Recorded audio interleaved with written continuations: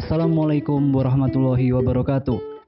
Selamat datang di video pembelajaran sosiologi kelas 12 Madrasah Aliyah Al-Muhajirin Tugu Mulyo. Materi kita kali ini kita akan membahas tentang perubahan sosial. Apa sih perubahan sosial itu? Oke, kita ambil contoh pada zaman dahulu orang berkomunikasi jarak jauh. Orang-orang mengirimkan surat ke kantor pos, kemudian surat tersebut akan diantarkan ke alamat tujuan. Namun ini akan memakan banyak waktu yang sangat lama untuk sampai ke alamat yang dituju. Nah, kemudian surat menyurat ini mulai digantikan dengan adanya telepon atau wartel.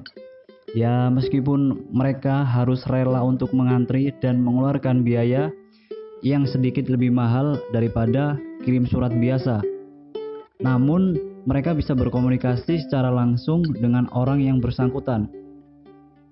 Zaman pun mulai berganti, telepon umum dan wartel-wartel mulai ditinggalkan, digantikan oleh ponsel-ponsel Android yang tidak hanya bisa digunakan untuk berkomunikasi jarak jauh via suara, namun dapat berkomunikasi melalui tatap muka secara live atau biasa disebut video call. Bahkan sekarang dapat dilakukan secara konferensi. Itu tadi merupakan sebagian kecil dari contoh perubahan sosial di masyarakat kita sekarang ini, dan masih banyak lagi lainnya. Dari sini kita sudah mulai sedikit menangkap makna dari perubahan sosial. Untuk lebih jelasnya, coba kita dengarkan bagaimana pendapat para ahli tentang perubahan sosial. Yang pertama, Selo Soemarjan. Beliau berpendapat bahwa perubahan sosial terjadi pada lembaga-lembaga sosial kemasyarakatan. Misalkan kita ambil contoh sekolah. Sekolah merupakan salah satu lembaga sosial di bidang pendidikan yang tak luput dari adanya perubahan, salah satunya yaitu perubahan kurikulum. Beberapa tahun sebelumnya, sistem pendidikan kita menerapkan kurikulum tingkat satuan pendidikan atau KTSP. Kemudian kurikulum tersebut digantikan dengan adanya kurikulum yang baru, yaitu kurikulum 2013 atau K13. Tak lama berselang, kurikulum K13 pun berganti lagi menjadi kurikulum K13 revisi yang sekarang ini kita terapkan di sekolah masing-masing. Itu pendapat yang pertama. Yang kedua adalah menurut Kingsley Davis. Dia berkata, perubahan terjadi pada struktur dan fungsi masyarakat. Kita ambil contoh masalah gender. Zaman dulu, laki-laki memegang peranan yang sangat penting dalam struktur kemasyarakatan.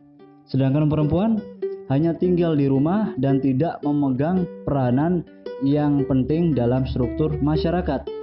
Nah, di zaman sekarang ini mulai muncul gerakan emansipasi wanita yang mengusung konsep kesetaraan gender antara laki-laki dan perempuan. Sehingga baik laki-laki dan perempuan, mereka dapat memegang peranan yang sangat penting dalam struktur kemasyarakatan. Lanjut yang ketiga, menurut Robert McIver, perubahan sosial adalah perubahan yang terjadi pada hubungan sosial dan keseimbangan masyarakat, sehingga dapat menimbulkan konflik ya. Sebagai contoh, misalkan di zaman sekarang ini mulai banyak bermunculan ojek online atau biasa disingkat ojol. Ternyata dengan munculnya ojol menjadi salah satu penyebab berkurangnya pendapatan ojek pangkalan. Sehingga hal ini menjadi penyebab timbulnya konflik antara ojek online dan ojek pangkalan. Nah, itu salah satu contohnya. Dan masih banyak lagi contoh konflik lain di masyarakat yang disebabkan oleh adanya perubahan sosial. Yang terakhir adalah menurut William Ogburn. Perubahan sosial ditekankan pada perubahan kebudayaan material yang berdampak pada kebudayaan imaterial. Maksudnya bagaimana? Material itu kan artinya dapat dirasakan oleh indera. Contohnya adalah buku, batu, sepeda, dan lain-lain. Sedangkan imaterial kebalikannya, tidak dapat dirasakan oleh alat indera. Contohnya perasaan, perilaku, interaksi, kebiasaan, dan lain-lain. Kita ambil contoh yang berkaitan dengan perubahan teknologi. Dulu sebelum teknologi smartphone atau gawai mulai merambah ke seluruh kalangan masyarakat, katakanlah ada sebuah family time. Hubungan antar keluarga lebih harmonis, lebih erat. Namun setelah smartphone mulai masuk ke keluarga tersebut, masing-masing anggota keluarga sibuk sendiri dengan gawainya. Nah, dari contoh tadi dapat kita simpulkan bahwa budaya materialnya adalah smartphone atau gawai.